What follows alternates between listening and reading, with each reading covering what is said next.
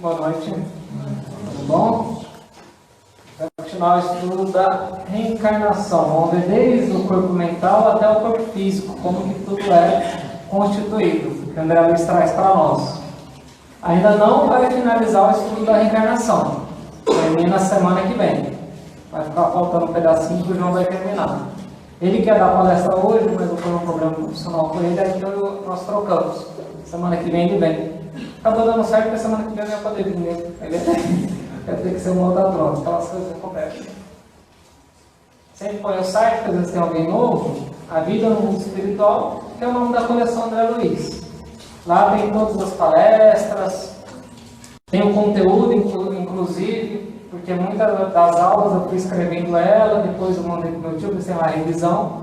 Ele fez uma revisão, a gente discutia de vez em quando, voltava, depois eu colocava no slide. Mas está lá o conteúdo, quem quiser é só acessar o site, está lá. Inclusive as tarefas de casa, os exercícios. E eu estou fazendo um convite para lembrar a todos, que ele vai poder falar que esqueceu. Né? Dia 22 o lançamento do livro, o meu quarto livro, vai ser aqui mesmo. Tem que vir. Vamos lá, vamos fazer uma revisão que tem bastante conteúdo. A porta lá já foi fechada, não pode ir embora antes de terminar. Nós analisamos que o corpo espiritual possui uma constituição porosa e plástica. Uma constituição material em outra escala. É matéria, mas em outra escala. Nós vamos ver, inclusive, o próximo tema nosso, nós vamos ver que a depender do que o corpo espírita pode até se deformar, pode adoecer, adoecendo deforma o corpo espiritual. O corpo espiritual ele é mais suscetível à influência da mente. O nosso também é, mas é que o nosso demora muito, né, para ter um resultado. O dele é mais espiritual, mais efetivo. Assim, o corpo espiritual, em razão de sua escala, possui outros atributos, e é suscetível de sofrer alterações múltiplas. Sobre a reencarnação, já estudamos a questão que envolve a programação das vidas, sendo que os infinitos casos, ou seja, né, tem um monte de casos, nossa definição didática só para a gente entender mais ou menos como é que funciona. Não existe uma lei absoluta para nós pensarmos. É só para entender. Pessoas que se encontram no umbral ou regiões abismais. Lembrando que isso aqui é um nome usado na doutrina para designar mundos. O mundo mais denso, o mundo menos denso, são mundos. Mundos inteiros, paralelos ao nosso. Ou vão reencarnar em razão de uma intercessão de um ente querido, vai lá, busca ele e programa a reencarnação, ou vai obedecer aqui o padrão geral evolucionista, ou seja, emissários do bem, busca bem, reencarna, ou se aproxima de alguma família, ou de espíritos que tem uma ligação, aí entra meio na questão da sintonia, que é atraído por reencarno. As pessoas que já se encontram em certo nível de evolução, com consciência do seu estado espiritual e das vidas que têm que resgatar, elas já estão vivendo em dimensões que está ali o nosso lar. Que na verdade é umbral. Quando você vai estudar a fundo, você vê que chama umbral aquela esfera. O nome umbral compreende 3 esferas. Então o nosso lar já está no chamado umbral. Mas ali já são pessoas que já acordaram como espíritos. Então elas analisam os problemas que têm, os débitos que possuem e programam a reencarnação. Já foge do padrão geral. Ou seja, o padrão geral nosso ainda é a reencarnação ocorrer por afinidade, seguindo aí as leis gerais. Eles conseguem já estabelecer uma programação mais detalhada. Os espíritos muito evoluídos, muitos não, bem evoluídos, programam a reencarnação com bastante complexidade, para aproveitar bem e acaba ajudando muita gente, envolve, não é só ali o núcleo familiar, envolve nações inteiras, sociedades inteiras. Então, quanto mais evoluído, maior será a liberdade. Por isso que fala que o Espiritismo é um libertador de consciência. Quanto mais conhecimento você tem, mais você evolui. E quanto mais você evolui, mais liberdade você tem. Isso vem casado com a responsabilidade. Quanto ao planejamento do corpo físico, aprendemos que aqueles que já possuem um grau de consciência mais elevado, que possibilita a programação da vida, possuem uma grande preocupação na preparação do veículo físico. Eles estudam mesmo, a gente viu semana passada, como vai ser o veículo físico, como que vai ser o corpo. Vemos que a pessoa, quando planejamento do seu corpo físico, pode programar um defeito, algum problema genético. Seja para resguardar de alguma má paixão, seja para resgatar dívidas do passado. Assim, ao mesmo tempo, consegue sublimar o seu sentimento contra essa má paixão. Então, ele analisa e pode escolher vir com algum probleminha, vir com uma questão para trabalhar o corpo físico. Aprendemos que há também a influência da hereditariedade dos pais e até mesmo da mente da mãe. Os moldes mentais da mãe influenciam muito o espírito. Vamos começar o estudo de hoje. O estudo foi revisão. Tem as aulas completas lá no site, quem quiser olhar. Como sabemos, o corpo mental é um campo magnético, né? Não tem formato. A gente não consegue adentrar o estudo sobre o corpo mental. A gente sabe um pouquinho. Cada vez a doutrina está recebendo mais informações da espiritualidade, mas a gente entende ele como um campo magnético em torno da gente. Seria o corpo mais sutil que envolve o espírito.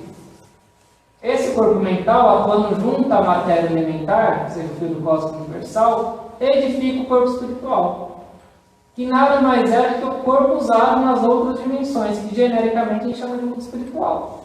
Vocês já entenderam isso no curso? Tem várias dimensões, só que aí genericamente ficou o nome mundo espiritual, que era a forma que os espíritos tinham para explicar para nós que existia algo além do que a gente vê. Esse algo além do que a gente vê são essas outras dimensões, habitada por espíritos. Aí vem o nome mundo espiritual. E que a gente usa lá? O corpo espiritual, o perispírito. Mas é corpo, como aqui é corpo. Porém, para ingressar na chamada terceira dimensão, que seria nós, com a matéria em composição mais densa, é necessário formar um terceiro corpo, que nós chamamos de corpo físico. Também é um rótulo que a gente pôs, corpo físico. Por quê? Na dimensão física. Como se dá a influência do campo mental na formação do corpo físico? Precisamos entender que absolutamente tudo que fazemos fica registrado em nossa mente. Tudo, absolutamente tudo.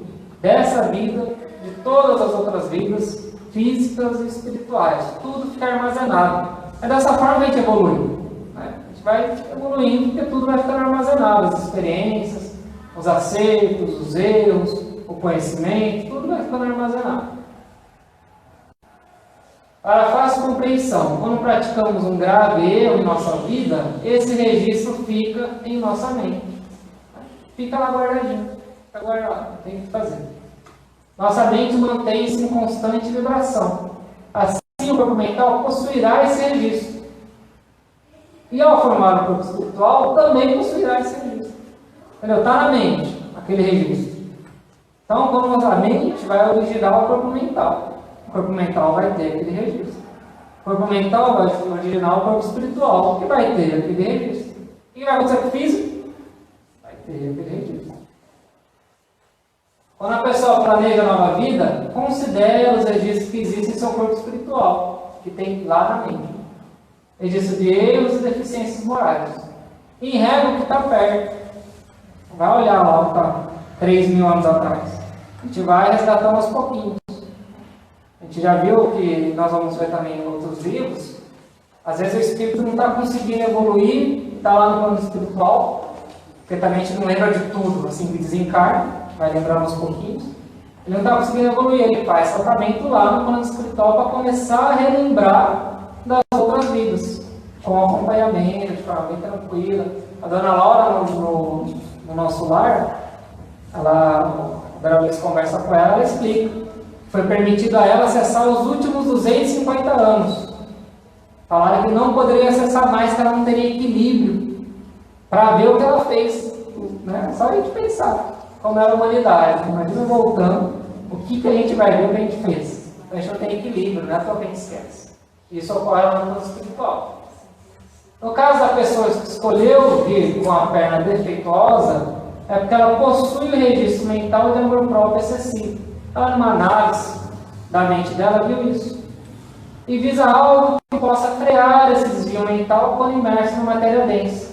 E, ao mesmo tempo, ajudá-la a sublimar esse sentimento, evoluindo, apagando, diminuindo seus efeitos.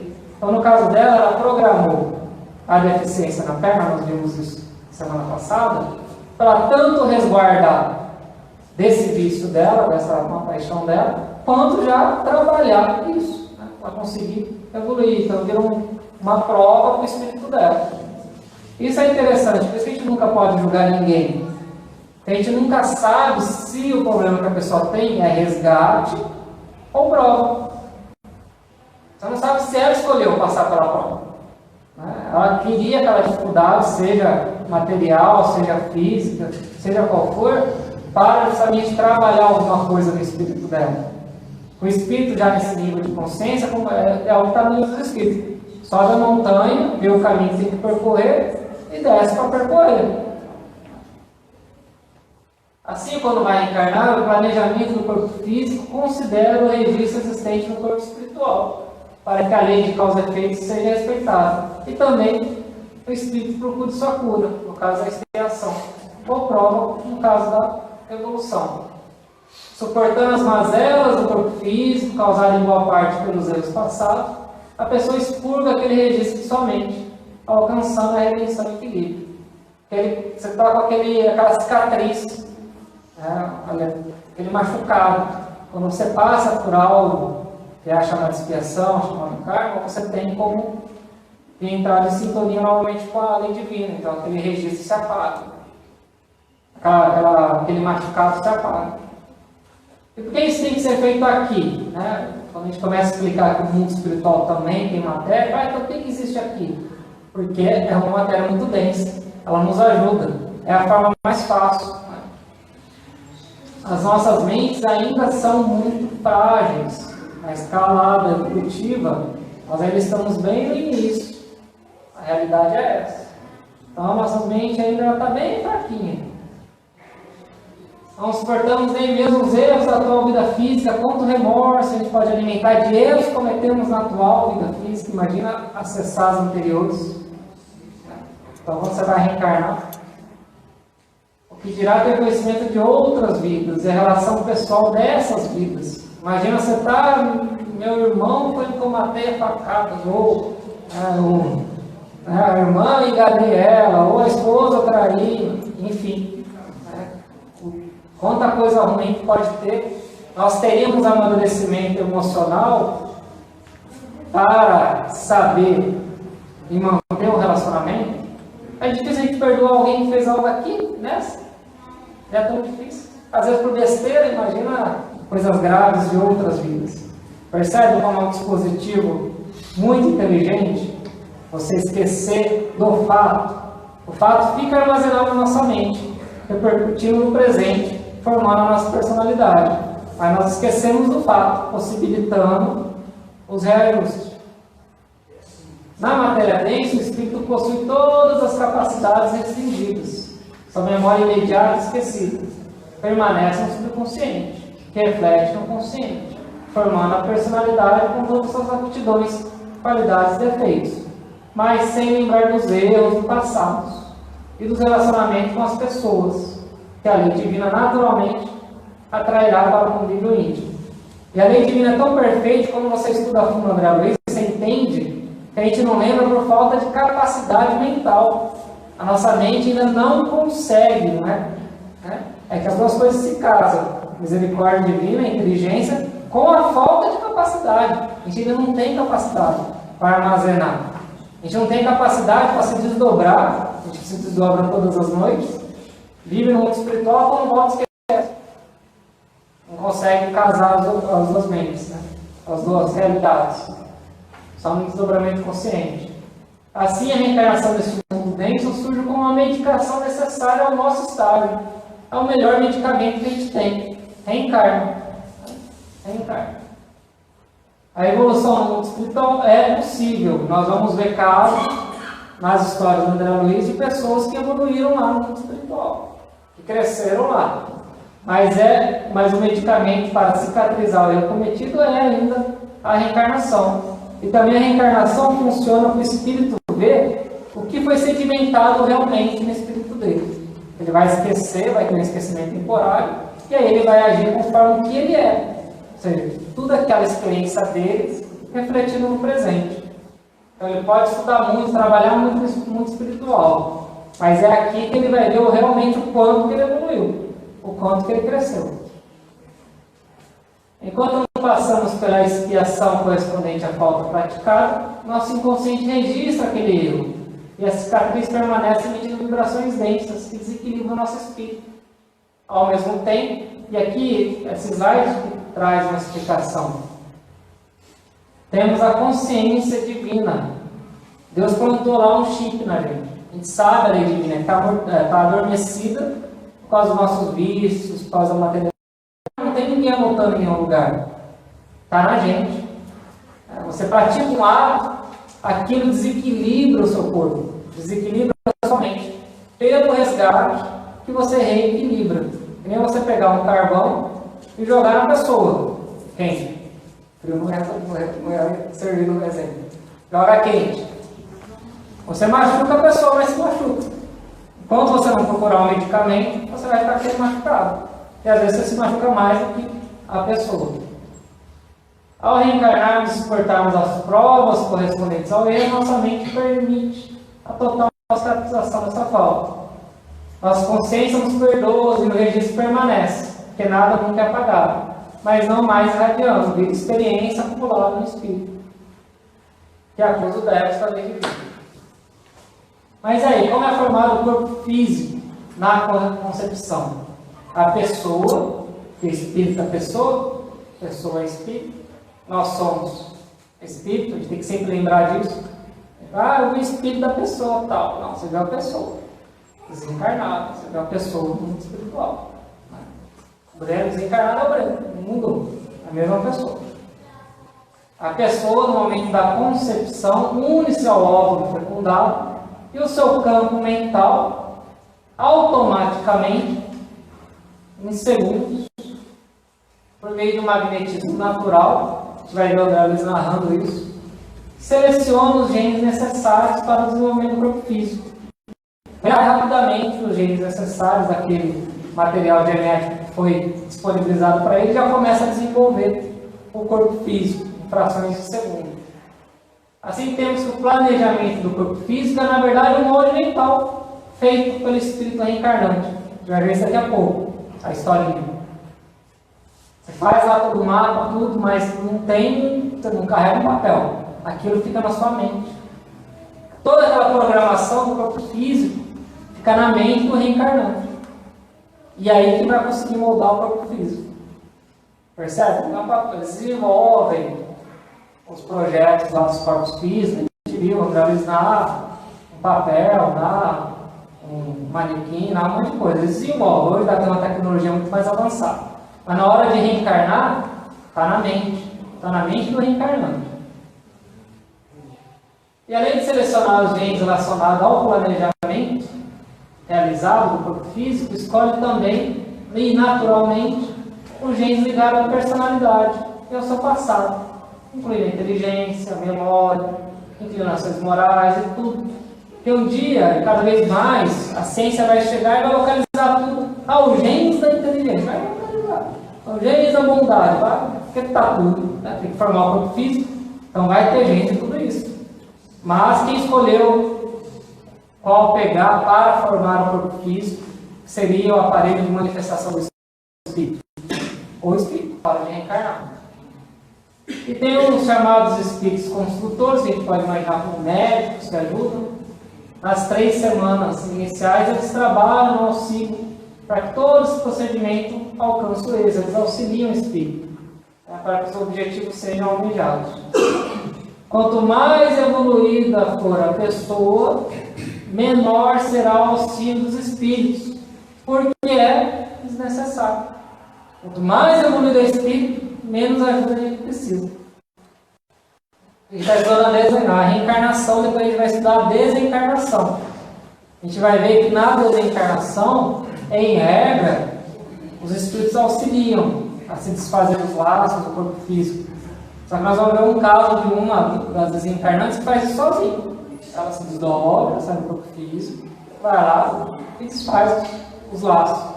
É um espírito já mais evoluído. Então, quanto mais evoluído, menor é necessário, menos ajuda precisa.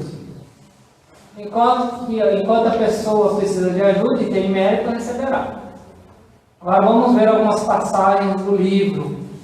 O livro ele traz de forma muito complexa esse ensinamento. É bem longo esse ensinamento. Eu trouxe alguns slides para ilustrar para a gente tudo que eu expliquei para vocês. Que é interessante. No processo de reencarne do Sigismundo. Então eu não sei porque que o André Luiz escolheu esse nome. Tem algum Sigismundo aqui? Eu não conheci nenhum até hoje. Algum fanático do André Luiz? Vou convencer minha esposa de pôr o nome do filho de Sigismundo. Pode, André Luiz? Coitado. Logo no início, os espíritos enfrentam dificuldade, porque o pai não estava aceitando o nascimento da criança. O pai não queria o nascimento da criança. Isso porque em outras vidas ambos foram inimigos. E apesar de lá no plano espiritual ter tido uma reconciliação, agora encarnado o pai, quando desdobrado em contato com o Sigismundo, apenas se lembrava das brigas.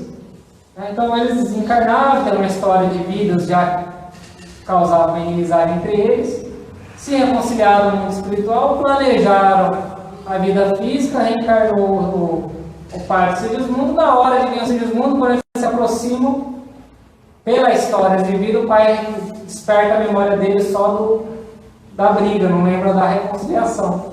Então o pai não estava querendo a reencarne dele.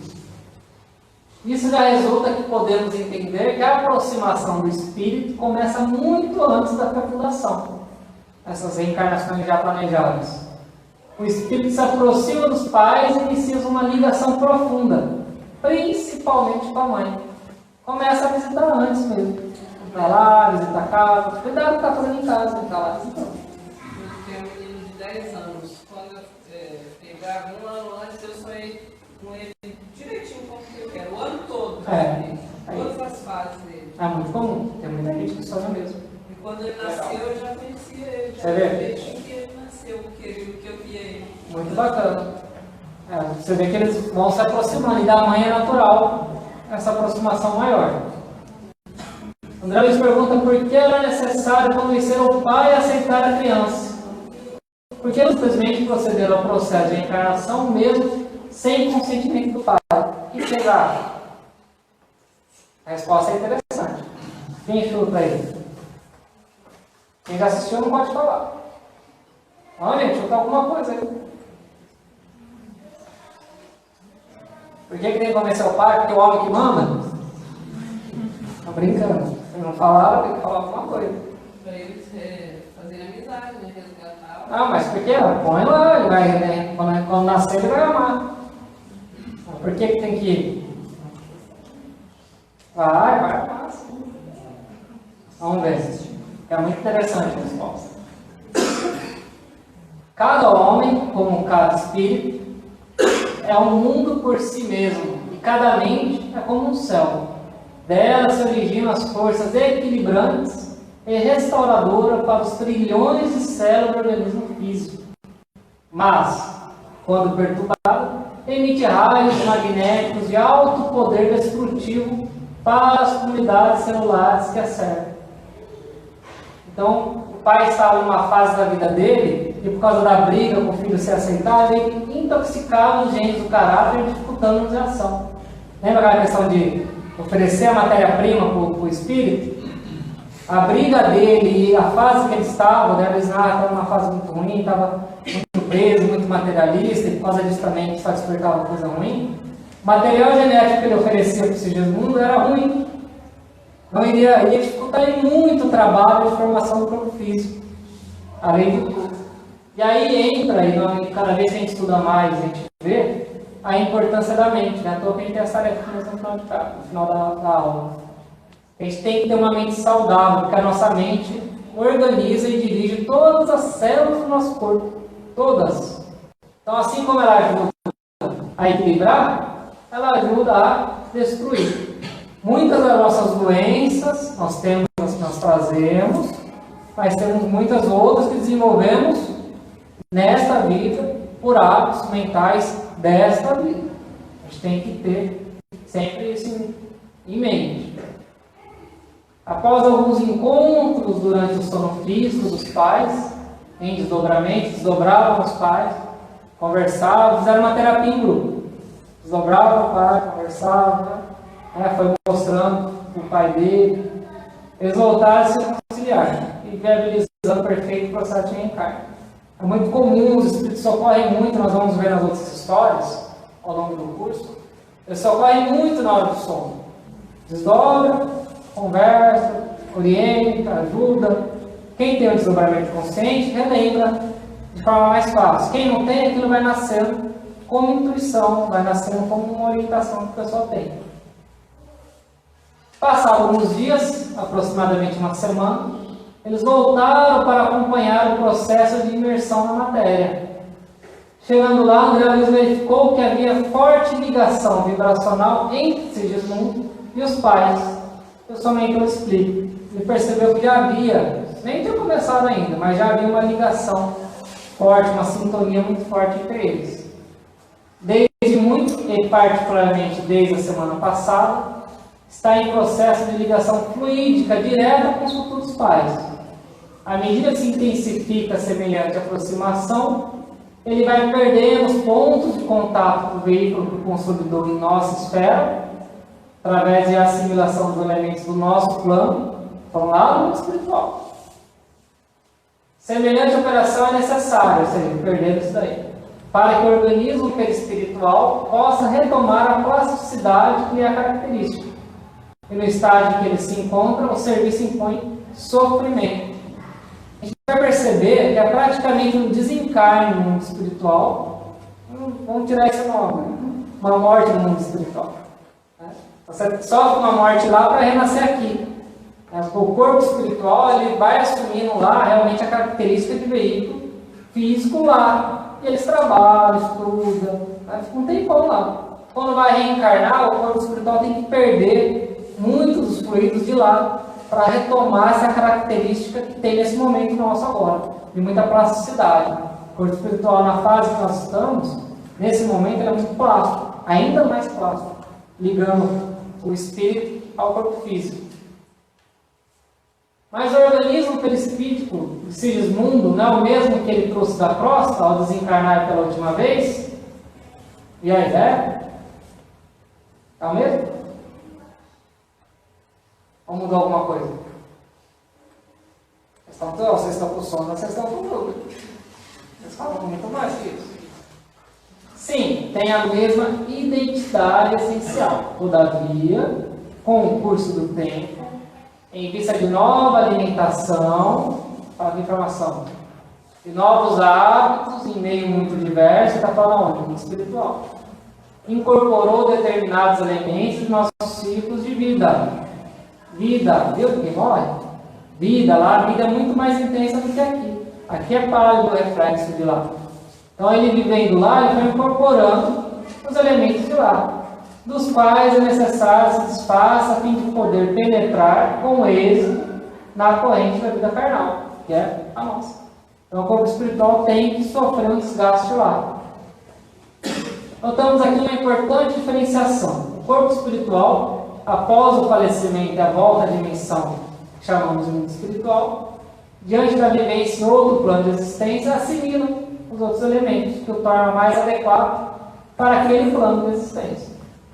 Afinal, é o corpo, é o veículo de manifestação do espírito naquela dimensão, onde irá trabalhar, estudar, namorar, casar. Ah, mas não fica parado olhando para o lado? Não, vai trabalhar muito mais, vai estudar, vai ter vida social. Aqui é um pálido reflexo de lá. Lá há de ser mais complexo do que aqui, senão essa frase está errada. Se lá é um pálido reflexo daqui, percebe? Aqui está em desenvolvimento. É por isso que ele tem saudade de lá. Quer voltar. Aí está um pouquinho. Então, para reencarnar, o corpo espiritual precisa readquirir as características de elo entre espírito e corpo físico, que é a que tem agora, com total plasticidade inerente, com toda a plasticidade inerente, o que ocorre no processo narrado, com o descarte dos elementos assimilados ao longo da vida no mundo espiritual, a vitalidade de lá. O mentor de Luiz esclarece: não é necessária a nossa presença no ato de união celular. Ainda bem. Pensou? Tá lá com a esposa, tem os espíritos em volta, não vai dar certo. Se o mundo assistindo, os pais, até ó, Freud acabou, né? Já ia começar o trauma da concepção. Semelhantes momentos de tártaro conjugal são sublimes e invioláveis nos lares. Então se a família não tem bases retas, aí a gente tem que pensar o que seria isso. Não tem uma privacidade, pensa. Só raciocinar. Uma família que não tem hábitos mentais saudáveis, não faz a mulher no lar, tem vícios diversos, não procura fazer nada certo. Qual tipo de amizade espiritual? E aí esse tipo de amizade espiritual, na hora que eles forem fazer sexo, fala, não, vamos respeitá-los. Está no momento da intimidade deles, vamos sair. Obviamente que isso é de espíritos sérios, voltados para o bem. Então a família que nós podemos colocar o que é bases retas. É isso que está falando. Imperfeito, todos nós somos. Mas são pessoas imperfeitas, que todos nós somos, mas que já procuram seguir o bem, evangelho no lar, oração diária, meditação, toda essa tarefa de casa. Então quem faz isso, entra aqui. Então naturalmente, o lar da pessoa, a atmosfera psíquica da casa da pessoa, tem espírito sério. Você é visitado por espíritos sérios, que obviamente, sérios no sentido não de chatos, de terem responsabilidade, de serem espíritos de espírito, nesse sentido, responsáveis e tudo mais. Você sabe que a fecundação do óvulo materno somente se verifica algumas horas depois da união sexual. O elemento masculino deve fazer extensa viagem antes de atingir o seu objetivo. Por isso que os espíritos precisam estar lá. Mais tarde eles vão lá trabalhar. Deixa o casal em paz. O início do procedimento. Eu trouxe uma parte do procedimento. Então, aquela partezinha até que grande. Acaba lá para as 11. Mas, quem quiser pegar o livro e ler tudo, é legal. Os espíritos construtores começaram o trabalho de magnetização do corpo espiritual, o sigismo. Sem que me possa fazer compreendido, de pronto, pelo leitor comum, devo dizer que alguma coisa da forma de Sigismundo estava sendo eliminada. Ou seja, aquela perda de vitalidade que eu falei para vocês. Quase que imperceptivelmente, à medida que se intensificavam as operações magnéticas, tornava-se ele mais pálido. Seu olhar parecia penetrar outros domínios. Tornava-se vago, menos lúcido. Vou ler que parece que está desencarnado. Após determinações de mentalizações para Sigismundo, espíritos amigos determinando que Sigismundo mentalizasse o molde do corpo físico, pré-planejado, lembra que eu falei claramente? Eles falaram, lembra lá, né? Pensa no corpo. André Luiz observou. Compreendi que o interessado, Sigismundo, precisava oferecer um maior coeficiente de cooperação individual para o êxito amplo. Surpreendido, reconheci que ao influxo magnético de Alexandre, que era o mentor de André Luiz, e dos espíritos construtores, a forma perispiritual do Sigismundo tornava-se reduzida. Foi perdendo os princípios, foi adquirindo uma maior praticidade, foi diminuindo. André Luiz ele narra um monte de tudo. Tem a questão dos ovoides, que o espírito fica tão enfermo, tão doente, que fica numa forma regular. Espíritos que se deformam, ou seja, o corpo espiritual é muito plástico. E ainda dentro de uma operação toda essa magnética vai reduzindo mais ainda. A operação não foi curta, nem simples. Identificava o esforço geral para que se efetuasse a redução necessária. Já fazendo parênteses, André Luiz está trazendo informações novas dentro da doutrina espírita. Até então não tinha isso. Mas ele trouxe todas? Não. Ele mesmo ressalta. Tem muita coisa ainda para entender. Tem muita coisa ainda para evoluir no conhecimento.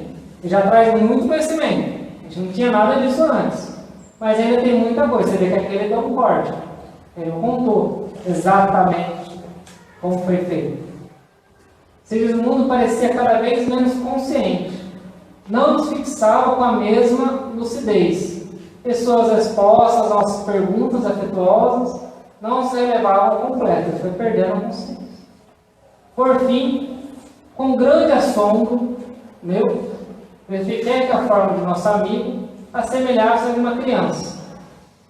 Aqui veio deixando claro que não era uma criancinha correndo, era um cara. Diminuiu muito. Estou bem pequenininho. Lembre-se, o corpo espiritual possui os atributos, que é formado por matéria em outra escala, matéria essa como vista moldável, plástica, suscetível à influência da mente. Além disso, desde os momentos prévios, antes da reencarnação até a total desencarnação, o corpo espiritual assume ainda maior plasticidade.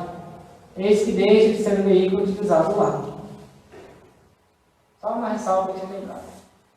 André Luiz, espantado com o que viu, recebeu a seguinte observação do seu mentor. É interessante quando a gente raciocina. Quanto à estranheza de que se sente possuído, não vemos razão para tanto. Como não, cara? Desse tamanho, ficou pequenininho assim, né? Como não vê isso tanto? A desencarnação normal na Terra obriga o corpo denso de carne a não menores modificações. A gente vai também desencarnar. A enfermidade mortal para o homem terreno não deixa, em certo sentido, de ser prolongada a operação redutiva, libertando por fim a alma, desembaraçando-a dos laços fisiológicos. Falando da morte natural, ao longo do tempo. Realmente o corpo físico vai se modificando até a total libertação do espírito. A pessoa que, depois de algumas semanas de leito, somente na fase final do desencarne, se tornam francamente irreconhecíveis. E devemos considerar que o aparelho físico permanece muito distante da plasticidade do corpo espiritual, que é profundamente sensível à influenciação magnética. Ou seja, o corpo físico, que é denso do jeito que é, no momento do desencarne, sofre toda uma transformação. Eu estava falando aqui, lembra que eu falei para vocês? Desencarne lá, encarne aqui, desencarne lá. Então, lá, quando também está nesse processo, o corpo espiritual sofre essas modificações. Após essas explicações, eles adentraram no quarto do casal, que já se encontrava dormindo, em desdobramento. Aí dormindo, desdobrado. Os amigos invisíveis do lar, companheiros de nosso plano, haviam enchido a câmara de flores de luz. O ambiente estava todo preparado. Uma cerimônia muito bonita ali, na hora. Muitos amigos de Sigismundo estavam ali, na cerimônia de reencarne. E após linda prece realizada pelo mentor de André Luiz, o bebê, falei para vocês, pequenininho, foi entregue para a mãe, que o abraçou amorosamente, iniciando uma ligação profunda entre os corpos espirituais dos dois. Ainda não tinha tido a concepção. Entendeu? Foi entregue em espírito para a mãe, e ela abraçou ele e começou ali uma ligação entre os dois corpos magnéticos, os dois corpos espirituais, da mãe e da criança. Após esse procedimento, o quarto foi esvaziado, ficando apenas os espíritos responsáveis pelo processo. A mãe voltou para o corpo e despertou com a sensação de alegria, que não sabia explicar, porque o certo físico não guarda tudo, mas estava lá muito feliz. Apenas poucas pessoas conseguem fazer desdobramento consciente. Já vi isso em outros estudos. Porém, o trabalho em outra dimensão vibratória exigia muitas tarefas. Após perceber a ligação magnética dos corpos espirituais de mãe e filho, André Luiz passou a observar o fenômeno que ocorria no corpo físico da mãe, os elementos masculino e feminino. Através dos condutos naturais, corriam os elementos sexuais masculinos em busca do óvulo, como se estivessem preparados de antemão para uma prova eliminatória. Alexandre, olha que interessante, identificou mais rápido, questão genética. Olha o espírito, conseguiu ver aquela bagunça de elementos masculinos, qual era o mais apto em carga genética, pelo seu potencial, fixando nele o seu potencial magnético, dando-me a ideia de que eu ajudava a desembaraçar seus companheiros para que fosse o primeiro a penetrar na pequenina bolsa maternal. O elemento focalizado por ele ganhou nova energia sobre os demais e avançou rapidamente na direção do alvo. Então ele localizou o elemento mais apto dentro daquela programação que eles fizeram geneticamente e deu uma energia para ele chegar primeiro. Sempre sob o influxo luminoso magnético de Alexandre, o elemento vitorioso prosseguiu a marcha, depois de atravessar a periferia do óvulo, gastando pouco mais de 4 minutos para alcançar seu núcleo. Em seguida, Alexandre ajustou a forma reduzida de Sigismundo, que se interpenetrava com o corpo espiritual da Raquel, que é a mãe, sobre aquele microscópio globo de luz, impregnado de vida, e observei que essa vida latente começou a movimentar-se. Então, na hora que houve a concepção, o Alexandre deu uma ajeitadinha lá no ferro, no corpo espiritual da Raquel. E aí ficou sobreposto o corpo espiritual no óvulo ali que foi eu já falava, quando tem a fecundação. Não. Como é? O óvulo, o espermatozoide, quando junta. Embrião. É isso.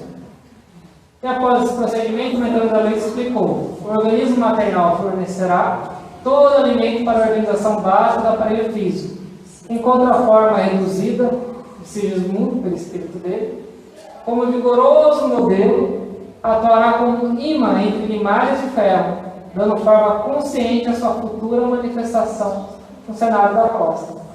Aí o corpo físico começa a desenvolver conforme o influxo magnético do corpo espiritual que está junto com o corpo mental, que foi a explicação do início da aula. Após o decorrer da gestação, o feto se desenvolve naturalmente, respeitando os modos mentais do reencarnante, considerando aqui, bem como a genética dos pais e a influência mental da mãe. Conforme já estudado, os espíritos consultores auxiliam, principalmente nos 21 primeiros dias. E há, inclusive, proteção espiritual para evitar ataques de espíritos inferiores. Que, às vezes, tanto espíritos querem o mal pelo mal, ou algum inimigo dos pais, ou algum inimigo dele mesmo. A gente olha para a criança, do nenê, mas é um espírito obsessor, não está vendo o nenê, está vendo um inimigo de outras vidas. Concepção de imortalidade. É sempre dessa forma? Não. Precisamos entender que estudamos apenas um caso para ampliar um pouco nossa consciência sobre a complexidade do procedimento, que envolve o reencarno, é o que eu falei. Isso no Espiritismo foi novidade. Por isso que todo mundo, todos os médios, tem de volta também, todo mundo, para não gravar isso foi um antes e depois do Espiritismo. Ninguém explicava isso. Até então era, tem reencarnação. Legal, mas aí, como é que reencarna? Então é uma explicação que o André Luiz trouxe. Faz a gente entender um pouquinho como ocorre. Até então a gente não tinha esse conhecimento. Aprendemos tudo? Também, claro que não. Os Espíritos explicam para o André Luiz que tem muitos procedimentos que não é possível explicar para nós hoje. Precisa caminhar muito em conhecimento, em linguagem, para explicar. Só imaginar que lá em 1850 a limitação que os Espíritos tiveram para editar o livro dos Espíritos. E muitas perguntas eles falam, não tem como responder. Não tem linguagem, não tem conhecimento. E a gente sempre vai evoluindo. Por isso que o Espiritismo é uma ciência evolucionista, vai evoluindo, é uma religião que vai evoluindo com a ciência terrena. De qualquer forma, dentro do que nos é permitido conhecer, já possuímos alguns conceitos de como o processo ocorre. Um dos anos do curso falou assim, então quem quer ter filho depois do sexo tem que dormir para poder. Não, a gente só tem um caso. Tem 1 bilhão de outras formas. Se tiver um caso para entender como que ocorre. Explica ainda que Sigismundo pode ser considerado um procedimento médio. Não é nem espírito inferior, nem espírito superior, né? É um espírito médio, está começando a acordar. Porque se trata de um lado onde os pais não são espíritos perfeitos, mas também não são espíritos deliberadamente maus, buscando na luta diária manter uma vida correta e digna. E o próprio Sigismundo encontra-se numa escala de evolução mental mediana. O problema é o seguinte, a grande maioria da população nossa ainda não está nesse grau. A grande maioria ainda não está nesse grau de reencarnação. Alexandre informa André Luiz que espíritos mais desenvolvidos conseguem realizar o procedimento de imersão na matéria sem nenhum auxílio. Por quê? não precisa. Enquanto que espíritos menos evoluídos existem maiores esforços. Se tiver mérito, por ajuda específica. Do contrário, segue a lei de afinidade. Novamente, vemos aqui a questão da evolução como chave libertadora do espírito. Quanto mais evoluído e consciente, maior a liberdade dos seus atos. Aqui e no plano espiritual. Eu trouxe um videozinho sobre a fecundação, mas acho que está tarde. Vou dar tempo. Querem ver? Então, é um videozinho lembrador. Alguém pegou a narração do André Luiz e pegou uma fecundação de algum vídeo de ciência. Mas é legal, preste atenção na complexidade da narração. Eu trouxe para vocês já mastigar. Preste atenção, mais ou menos uma meia hora, 2 minutos só. Pode apagar.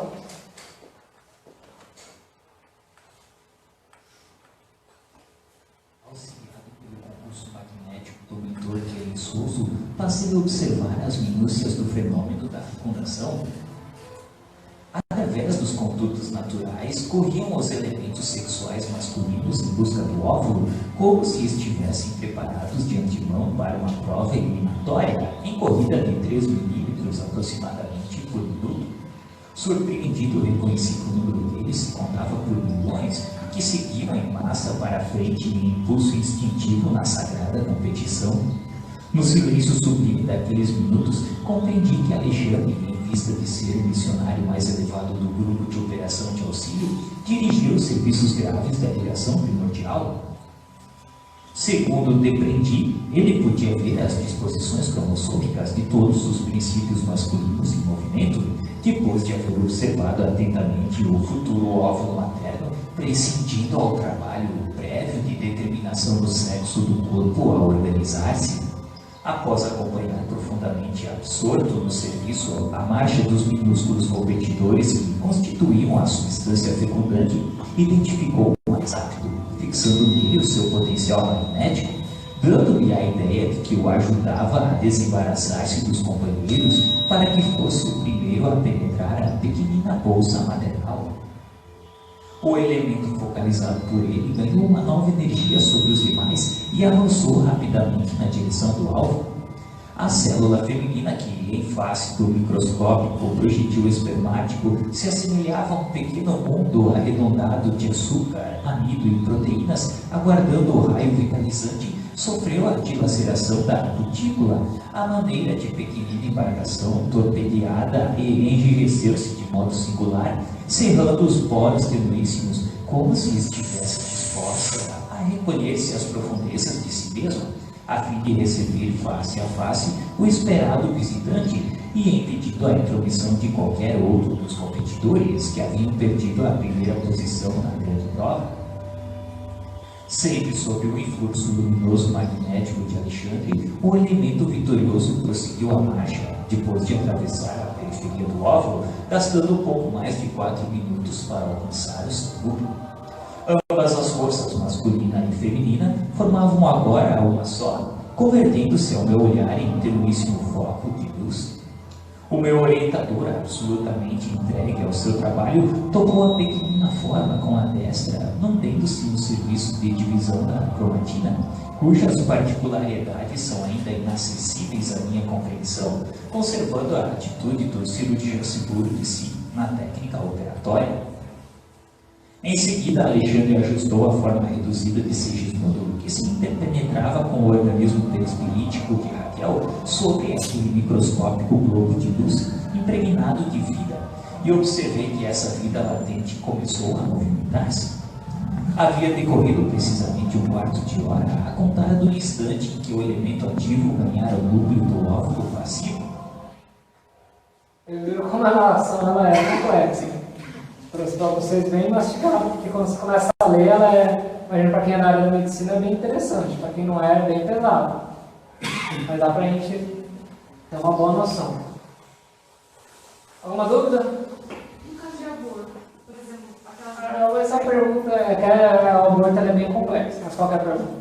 por exemplo, aquelas mães que perdem o bebê já com 6 meses, né, já estava... Mas para aborto natural. É, no aborto natural, por exemplo, o bebê nasce nesse tempo Então, a gente vai estudar um dia só aborto, que pode ser N casos. Pode ser que toda essa programação deu errado e o corpo físico não se desenvolveu de forma correta. O espírito tem méritos para não reencarnar no corpo físico dos defeitos que é vir, então eles abortam. Pode ser que o espírito, de repente, entre num processo tão grande de medo de reencarnar e ele aborta o reencarno. Pode ser que a mãe passe em algum momento a não desejar o filho de forma tão intensa que ela causa o aborto. Então são várias hipóteses. No livro Ação e Reação que nós vamos estudar, nós vamos ver mais a fundo isso. Mas não tem como você fixar qual que é. Mas tem várias hipóteses no caso do aborto natural. Se for aborto praticado, não tem nem como comentar. Para a religião espírita, pode fazer aborto? Nunca? A gente divide quarta-feira aqui no estudo do livro dos espíritas. Quando a mãe está em perigo, aí é recomendável fazer aborto pela lógica de que você é mais lógico você salvar a mãe que está sofrendo risco, ou seja, uma vida que está seguindo, do que reiniciar a reencarnação.